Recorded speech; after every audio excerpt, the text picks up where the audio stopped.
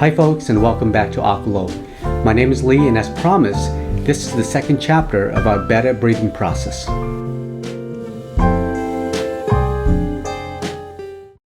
In our first chapter, we discussed about using coolers as breeding tanks.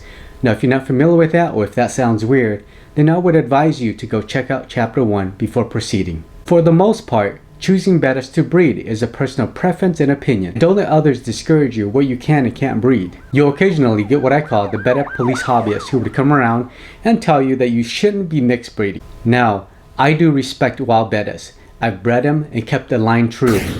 But truth is, the reason why we have beautiful Bettas today is because we've been mixed breeding them for decades and decades. And ain't no way we'll see Bettas like this without mixed breeding. So, I've carefully selected a Kwai male and female to breed from 2 different lines that I've been working on. Since then, they've produced 3 spawns of over 50 fries. My primary intentions is to pick a few and send them to the IBC contest next month in Atlanta, Georgia. Being that it's COVID, I'm obviously not going to be traveling there, so I'll be shipping them to Atlanta, Georgia. Then after the competition, I'll be donating those fishes to the organization to raffle off. When I first got into Betta during my childhood, my parents didn't have the money to buy me Bettas, or more Bettas, and so I bred what I could get my hands on. I went as far as borrowing my friend's red female and bred it with my blue longtail. Yeah, the colors of the fries didn't turn out that nice, but the passion, skills, and knowledge gained, and most importantly, all the mistakes that I made, created and paved the way for me to be where I'm at today. Now by far, the breeding process I use today is still not perfected, but it's 10 times better than how I used to breed. There are a few facts and mistakes that I've made that I've now avoid to result in a better breeding success. And here's a list of things that I now look out for before I start breeding.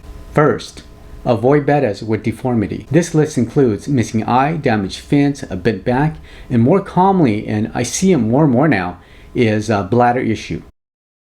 Bladder issue is very noticeable. The caudal fin will sag and curl downward, causing the fish to constantly try to swim up. Almost all the time, you'll see that fish leaning their tail or resting their tail on a leaf or on the ground.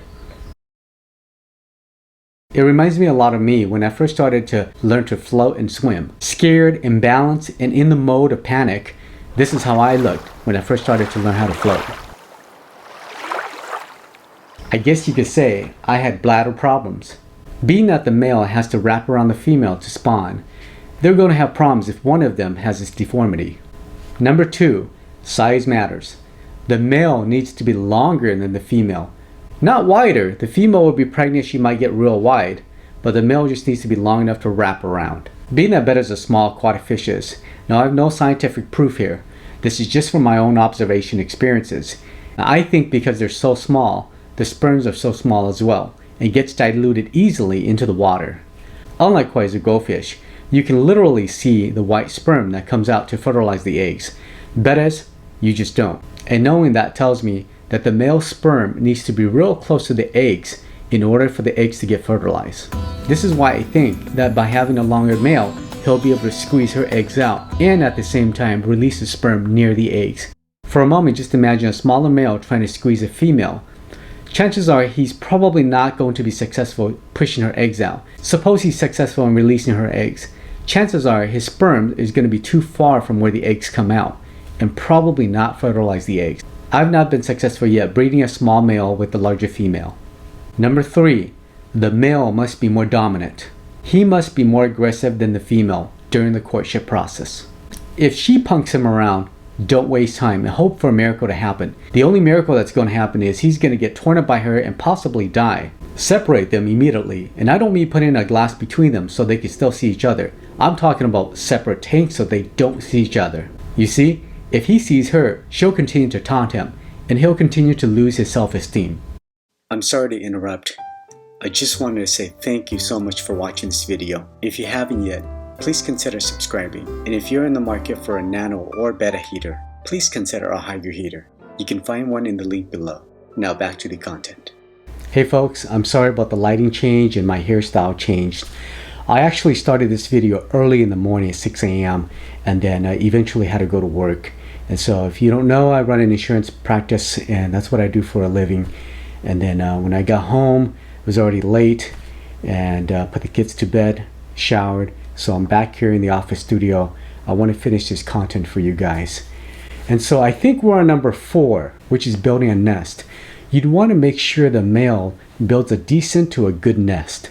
If the female doesn't like the nest, she won't spawn with him. She's going to want to spawn with the male that will take care of her babies. And sometimes you won't know if he can build a nice nest until you introduce a female to him. Aside from their colors and shape, these are the 4 things I look for to yield a higher chance of breeding. Even then, sometimes my Bettas refuses to breed, simply because they don't like each other and they're not compatible. I have had Bettas refusing to spawn with each other, but they'll spawn with others. On a side note, if the Bettas have spawned before, chances are they'll spawn again. Have fun finding your next Bettas to spawn, and please join me in Chapter 3 as we cover spawning water conditions.